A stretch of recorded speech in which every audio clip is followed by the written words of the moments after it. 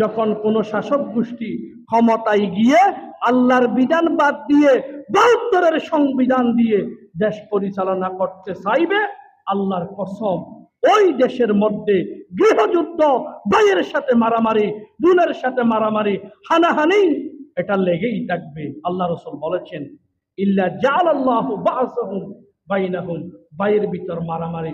এটা যদি আপনি কাটাতে চান তাহলে আল্লাহর বিধান অনুযায়ী আপনাকে দেশ পরিচালনা করতে হবে। আরে ভাই, রসুলকে দুনিয়াতে এনেছিলেন ইসলামকে এস্টাবলিশ করার জন্য, ঠিক কিনা বলেন?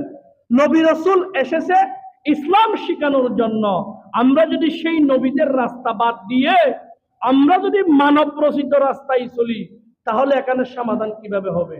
আমরা তো মুসলমান, আমরা কেউ হিন্দু নয়, আমরা কেউ খ্রিস্টান নয়, আমরা কেউ ইহুদি নয়। আমরা মসজিদে যে ইসলাম মানি, রাষ্ট্রেও আমাদেরকে সেই ইসলাম মানতে হবে। এটাই হচ্ছে মুসলমানি, এটাই হচ্ছে ইমানদারি। এর বাইরে যদি কেউ বলে আমি নামাজ পড়বো কিন্তু দেশের রাজনীতির ক্ষেত্রে ইসলাম ফলো করবে না, আল্লাহর কসম ওই ব্যক্তি পরিপূর্ণ ইমানদার হতে পারে না। আমার কথা নয়, আল্লাহ রাব্বুল আলামিন বলছেন, وَمَن يَبْتَغِ غَيْرَ الْإِسْلَامِ دِينًا فَلَن يُقْبَلَ مِنْهُ وَهُوَ فِي الْآخِرَةِ مِنَ الْخَاسِرِينَ।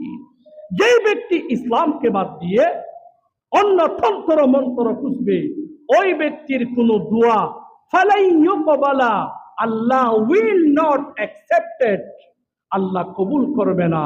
ওহুয়া, সে ফিল আখিরাতি, দুনিয়াতে মিনাল খাসিরিন, ক্ষতিগ্রস্ত, পরকালে তিনি জাহান্নামী।